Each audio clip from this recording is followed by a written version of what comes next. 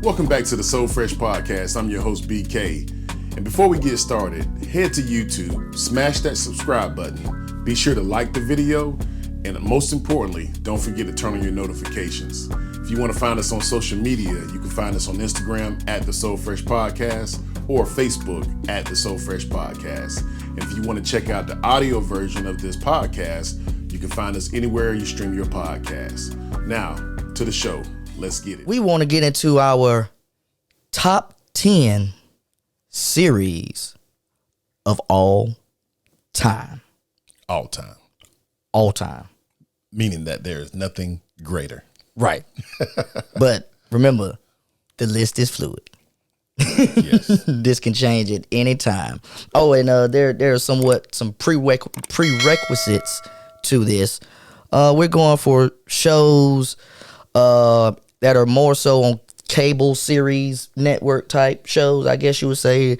Not just regular sitcoms, things that go into syndication and whatnot, just to, give everybody an understanding what we mean when we say top 10 series of all time. All right. BK, would you like to do the honors and go first, my brother? All right. I won't linger on these too long. This one got moved around a bit.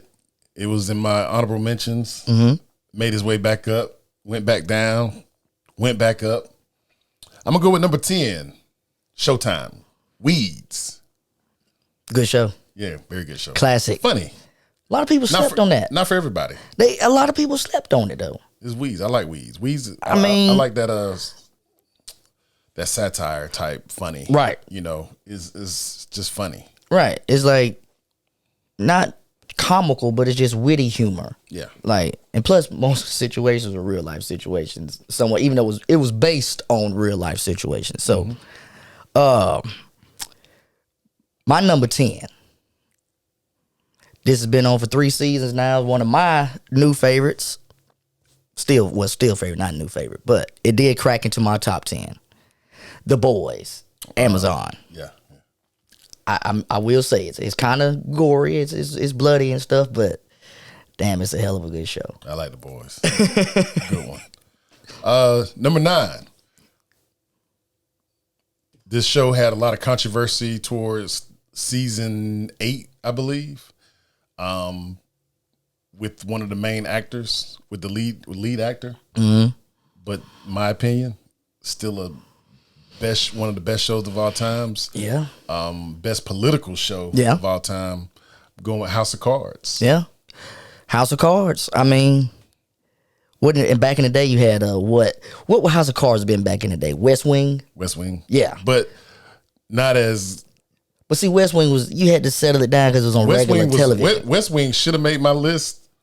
West Wing is actually a good show, but House of Cards, this is when you start bringing in a more of a plot and a storyline of sex, murder, corruption. I mean, it's just all the good stuff that we feel that really takes place in our current government. Right. I just felt that House of Cards portrays a lot of what I feel goes on in Congress and in Washington. Yeah.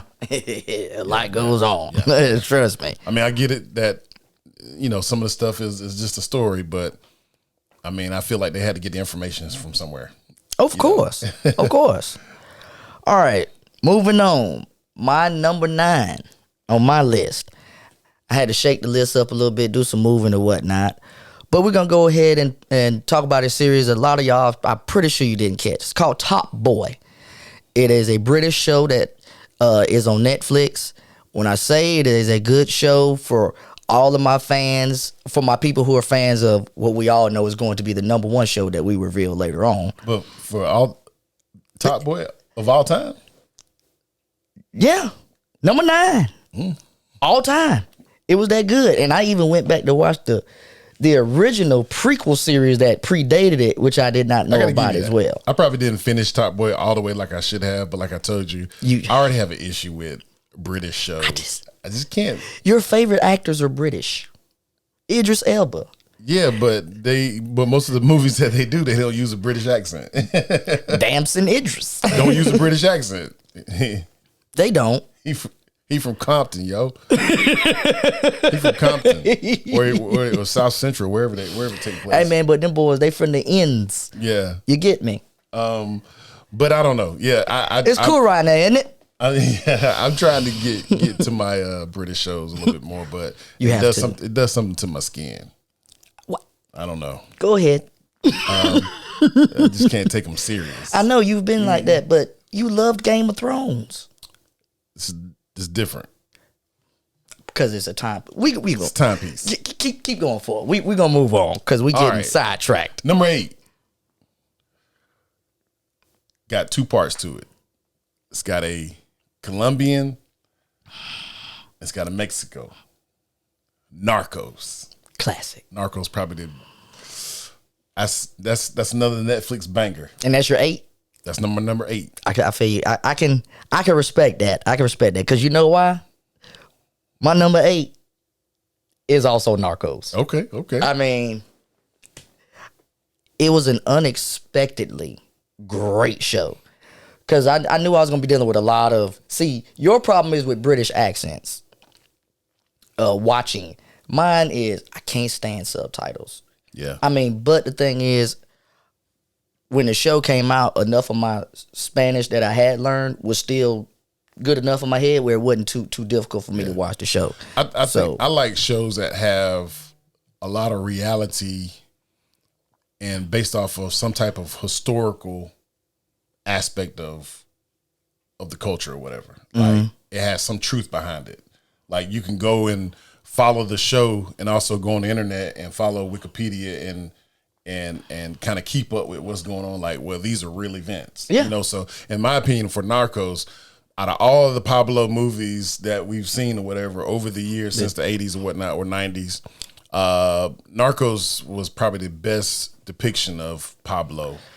Of course. And the acting, the casting was great. And then when you move into Mexico, the guy who was the leader of that, all that was real. And then, you know, it's going to keep going. And then, of course, it's going to get to where your boy finally took over because he slowly was gaining power towards the last season. So you're eventually going to get to where El Chapo is but I like to see how these guys came up. I mean, I just like I like gangster movies. Right. You know, so gangster shows, gangster movies. But also I like the reality of it. That's why my number 7. My number 7 is Boardwalk Empire. Number 7 best TV series of all time. Number 7. Boardwalk Empire. Okay, let me see. I don't know if I had Boardwalk Empire that high in my mind. I don't know, man. No, I'm just playing now. No. I'm joking. Your boy Nucky, you got Chalky White, rest in peace, Michael K. White, did another excellent job. Not White. Michael K. Williams. Yeah, Michael K. Williams. Michael K. Williams. Yeah. But I think I said White because his name in the show was Chalky White. Yeah, that's why. Yeah, so. Still great show. Boardwalk Empire. What you got for number 7? All right, number 7. We're going to stay on this Netflix train a little bit with mine. Daredevil. Oh. You got me again on another one. I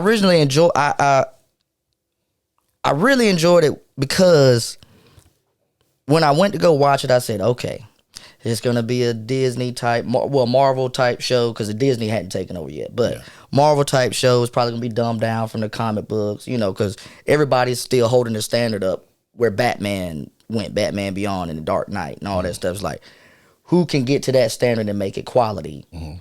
Daredevil did that and more. Yeah. You have Vincent D'Onofrio as the Kingpin, who was a phenomenal actor in his own right. Charlie Cox, the newcomer, who did a great job. If you didn't know he wasn't blind in real life, you would think that man is blind in real life. And then your girl came over from True Blood. Was in there. She was the paralegal was in there with him. So, I mean, all in all, Daredevil, and it was dark. It was very brutal, very TVMA-ish, and I think that's why I kind of appreciate it more because they pushed the boundaries, and then they opened up doors for more of those shows to come, like the Jessica Jones. And speaking of True Blood, True Blood was my battle between 10th. It was True Blood and Weeds, and I had to go with Weeds. All right, I like that True Blood.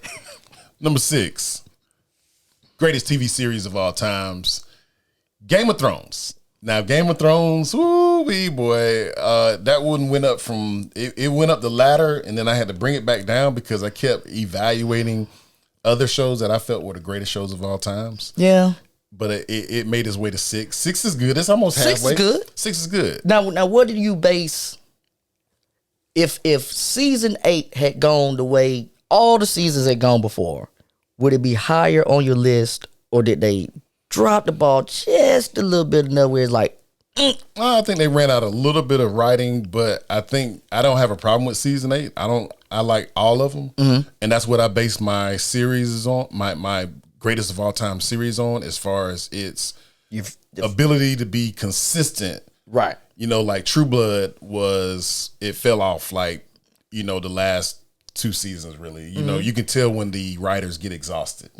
And I feel like when we're talking about Weeds, full through, House of Cards, all the way through, last season was a little bit, I think that's because things were starting to. It was last season was a little bit off because of Kevin Spacey, but they still managed to pull it off. But it couldn't have went another season, and that's why they ended it after that, because they know they couldn't have done it without Kevin Spacey. Right. So Narcos, boom, all the way through, still going. Boardwalk Empire, all the way through. Game of Thrones, all the way through. So yeah, that's what I base it on. Sounds good. I mean, continuity is the best thing, as long as you can still keep me engaged for 2, 3 if I can stay engaged 3 season plus, then you got me. Pretty much that's what it is. So moving on to my number 6.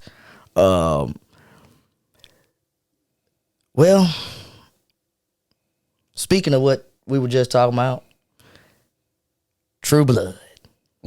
Really? True Blood is True Blood that high? Is my number 6. Really? Yeah. I don't think I've ever heard you talk about True Blood like that much. Because when True Blood was out, just to be a little bit transparent with the with the audience, I was going through a rough time in that life. I was in a relationship that I should not have been in, and no one saw me for a long time. Yeah. So that was my only escape, was the television. Literally. We not gonna get into that though.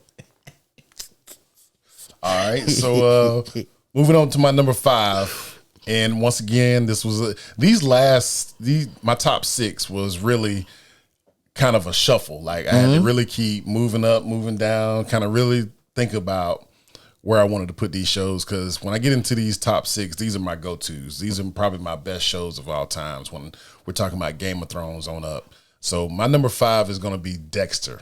Oh yeah, Michael C. Hall. Yeah, Jennifer Carpenter. Yeah. Lauren Velez off of New York Undercover. Oh, I was great to see her back when I first started watching this show. Beautiful. It's an old show now. It is now. Yeah, it's kind of old. Even though HBO be putting out all the bangers, but Showtime brought this one. Yeah. So, Showtime had a couple of bangers now. Yeah, they did. You got to think about it. Now. You had another banger that started off from Showtime. Yeah. So, so Dexter was good. Like I say, a little weird for some people. Like, why can't you? How can we make a serial killer a dope show? Yeah. He killed bad people. He did. But if you watch the show, he did 2 people that were innocent. Yeah. On accident. But great plot, great story. Whoever created that, twisted mind, but the effectiveness and the delivery of the show was spot on. Okay, so moving on. We into the top 5. That was your 5. My 5 is dun dun dun. Nip Tuck. Yeah. I had to go with what I consider the original trailblazer, fire starter of all of these big time serious cable shows. You understand what I'm saying? I mean, we already had some of the HBO shows, but when Nip Tuck came on FX and people were able to see stuff like that on regular cable, that should have been on Showtime. It should have been premium cable. But when it was on regular TV and everybody was able to watch, like, oh wow. And that started the whole, okay, if shows like this this one show can come on this channel, so what am I missing on the premium station? Then that's when they go to HBO. Am I seeing breast on regular TV? Yeah, like That's channel 30. It says 32. I swear.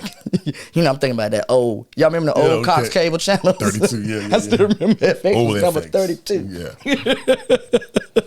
All right. That was my number 5. All right, number four, fantastic show. Once again, another show that I feel is great, but I get it. A lot of people were discussing like, well, it pushes a message of selling drugs. It was a meth show. Breaking Bad. Yeah. Number 4, greatest show of all time. Your boy Bryan Cranston, Aaron Paul. I mean, dynamic duo. Ironically, in real life, they're best friends. Yeah. Like Bryan Cranston is the godfather of Aaron Paul's son. Right. So they actually have a relationship outside of it just from that movie. But man, their chemistry on that show, once again. They got that tequila line together too. Yep. All 5. That mezcal. Yeah, all 5 seasons. Spot on. I kind of like the spinoff that they did to kind of finish the story. That Better Call Saul? No, well, Better Call Saul was good, but I'm talking about El Camino. Oh, yeah, the little movie that they did. Netflix did. Right. Yeah, El Camino. Yeah.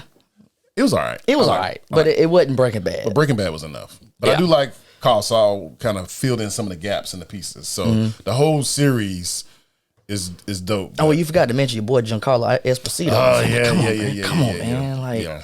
And but then number 4, Breaking Bad. David Odenkirk, that was his name. He played Saul. So yeah, I was late to the party on that one. Cannot deny that. But when I joined the party, I was like, oh, so this is what everybody was talking about. This is Breaking Bad. That's the guy from Malcolm in the Middle. My show. We know that. All right, so my number 4. I done had to switch up this list just a little bit. I see. I think we're going Game of Thrones. Okay. As my number 4. That's deserving. I agree with that. I'm going to give Game of Thrones my number 4 because, and you want to talk about showing up late to the party. Now, this one, I did not start watching until I knew season 8 was getting ready to start in 10 days. I watched the whole...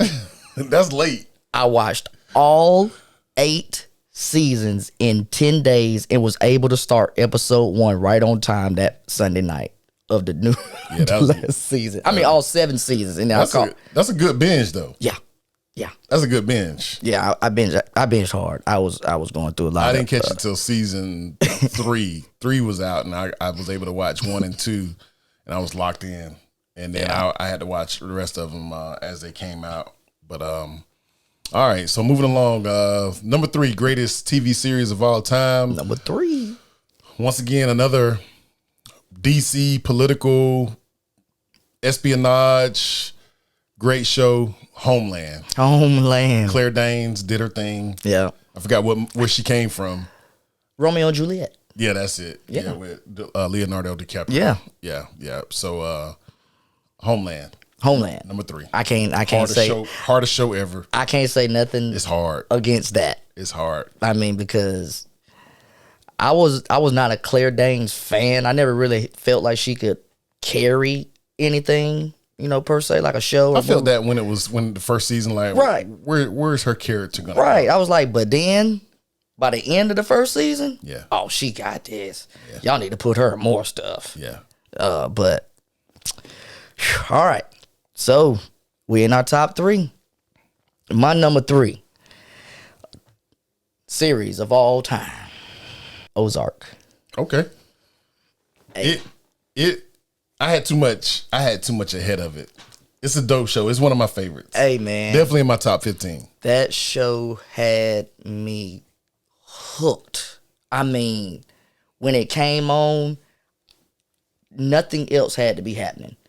Those are literally one of those shows where I said, looked at my phone like, I'm watching Ozark. I'm not answering the phone. I might not even text you, even though that's silent. But no, I got to see Jason Bateman do his thing. Once he got into the directing chair too, I thought it might have. No, I think it got better. Yeah, I think by that time, by what was that season? He started doing directing season 3. I think by that time he learned his character. He knew who Marty was. He's like, I know Marty. I am Marty. And it took off. And for the young lady that played, you know the name I'm thinking of, that played Ruth. Man, that girl there. Yeah. Great actress. But yeah, that was my number 3. All right. Number 2, greatest TV series of all time. Your boy James Gandolfini. Hey. Michael Imperioli. Hey. One of Spike Lee's boys. The Sopranos. Yeah. I don't even need to say I anything. mean, I don't even need to say anything about it, so we can move on. I mean, you already know. I mean, like, we really don't have to say top 2 on, because we both know what our 1 and 2 is. So number 2 for me, also Sopranos, of course. Yeah. And number 1, BK. Just, we already said earlier, everyone should know, if you have watched television, you've watched a real cable series, a real good show. And before we go ahead and say it, go ahead and hit that subscribe button down at the bottom, and be sure to like this video. But the number 1 TV series of all time, period, didn't win any awards, but now is a cult classic. Shit. Makes me upset. And now everybody's on it. And I've been on it. I've been on these last 2, our top 2 from day one, is The Wire. The Wire. Say it again. The Wire. The Wire. I'm not going to talk about it because we have to have a whole separate podcast to talk about it. But just for the show. The only reason why I'm not going to do it, because there's so many podcasts about The Wire. And there's some good ones out there. Of course. Jamil Hill. That was great. Oh, and, was it Lathan? What's his name? Van Lathan. Van Lathan. That was a great podcast. Yeah. So I'm not even going to dive into that. So I don't even need the show is so great. I don't even need to go into details about it. If you know, you know. That's all I'm gonna say. I want to hear the comments down below. I want to know what everyone else's top 10 is. The Wire. And I just want to know what is everyone else's number 1. That's all I really want to know. And if y'all have a dispute with The Wire, I can understand that, because everyone has their opinion, but this is our opinion. And a lot of our friends and family and coworkers and whatnot. Yeah. So I'm going to go ahead and run down my honorable mention all at one time. Okay. Please respect my palate and my taste for television. I just like good shows. So my honorable mentions, I'm going with, in this order, top to bottom. Snowfall. You got a banger on there. Yeah, I mean. Snowfall. And then I'm going with Entourage.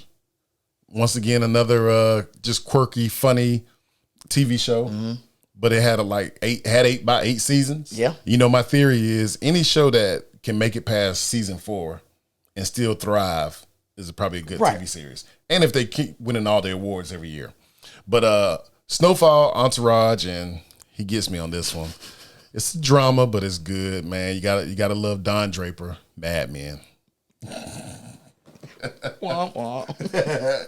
I like Mad Men. No, it was dope. It was all right. It was. I like the redhead in there. Yeah, Joan. Yeah, Joan. Now, just my honorable mentions as well. It's not too much far off from what BK said. Of course, I really don't know when I'm thinking back on it. Like I said, the list is fluid. Snowfall is right there. It's like 10-ish, you know.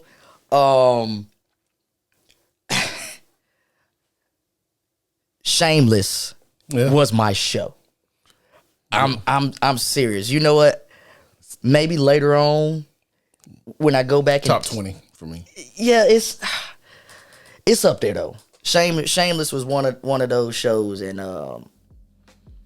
I don't really those were the ones that was close that I just didn't write down. Nothing else pretty much really just stands out right now. Okay. All right. So that's your honorable mention? Yeah. All right. So that was it. Top 10 plus 3. Top 10 greatest TV series of all time. All time. Check it out. Also, before we end this video, go ahead and like and subscribe this page, Soul Fresh Podcast. And also go ahead and follow us on Instagram at the Soul Fresh Podcast. Catch us on Facebook at the Soul Fresh Podcast. Be sure to leave a comment. Like it. Love it. We out. Peace.